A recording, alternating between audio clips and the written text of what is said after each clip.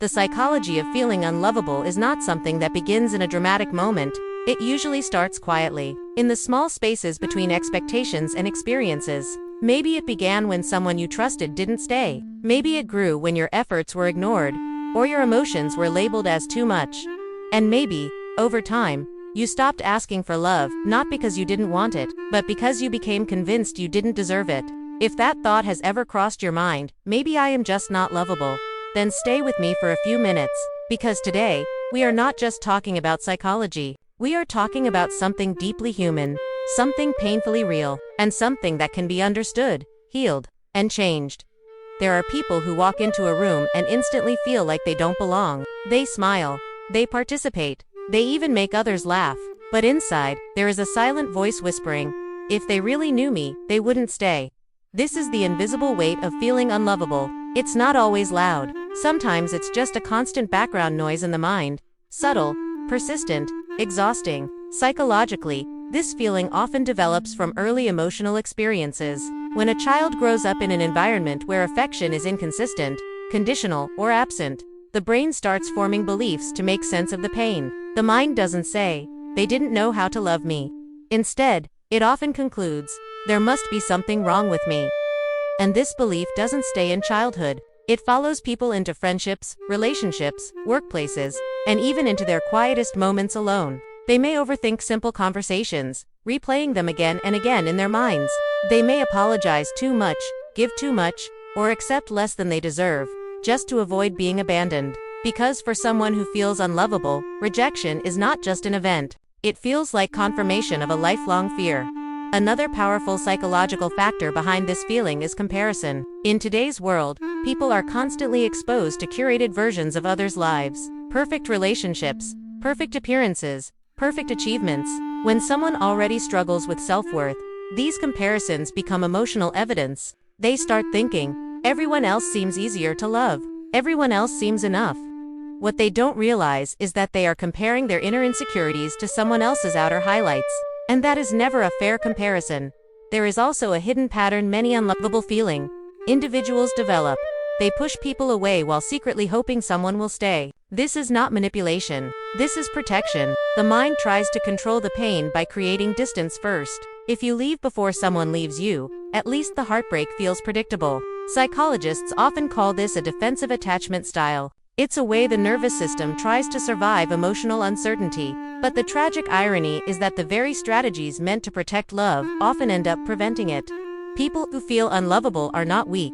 In fact, they are often deeply empathetic and emotionally intelligent. They notice subtle shifts in tone, expressions, and energy. They care intensely about how others feel. But because they struggle to believe they are worthy of the same care, they give more than they receive. Over time, this imbalance creates emotional burnout.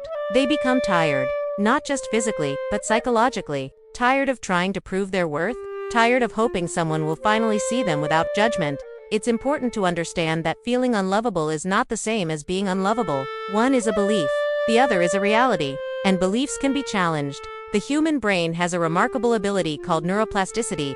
It can form new emotional patterns when given consistent positive experiences. This means that even deeply rooted feelings of unworthiness can soften and change over time. But the process begins with awareness. The moment you start recognizing that this feeling is learned, not inherent, you create a small opening for healing.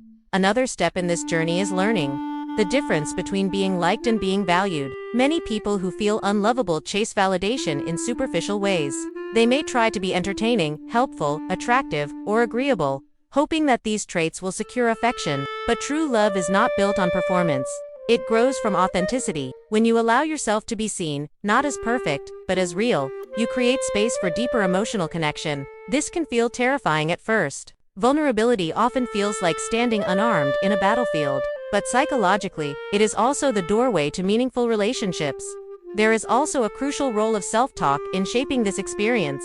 The way you speak to yourself internally becomes the emotional climate you live in every day. If your inner voice constantly criticizes, doubts, and dismisses you, your mind begins to accept that narrative as truth.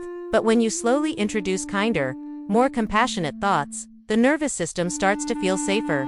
This doesn't mean forcing fake positivity. It means acknowledging pain while refusing to define yourself by it. Saying things like, I am learning, I am healing, or I am worthy of patience can gradually shift psychological patterns. Interestingly, many people who once felt unlovable eventually become the most emotionally secure partners and friends. Why? Because they understand the value of acceptance on a profound level. Once they start receiving consistent, genuine affection, their capacity for love becomes incredibly deep. They don't take connection for granted. They nurture it, protect it, and grow with it. This transformation shows that the feeling of being unlovable is not a life sentence. It is often a chapter, not the entire story. If you recognize yourself in these words, here is something you need to hear clearly. Your worth is not measured by how many people stayed or left. Your worth is not defined by past rejection, misunderstandings, or emotional scars.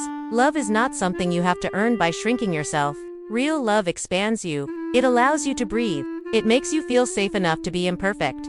And if this conversation resonates with you even a little, take a moment right now, pause, reflect.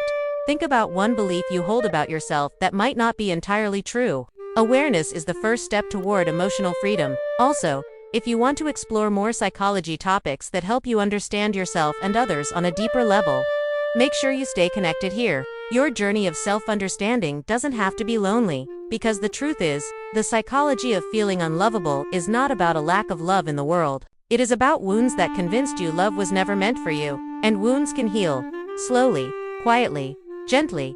The moment you begin to see yourself with compassion instead of criticism, something powerful starts to shift inside you. And one day, without even realizing it, you may look back and notice that the voice saying "I am unlovable" has become much softer, almost distant, replaced by a new realization: you are always worthy of love.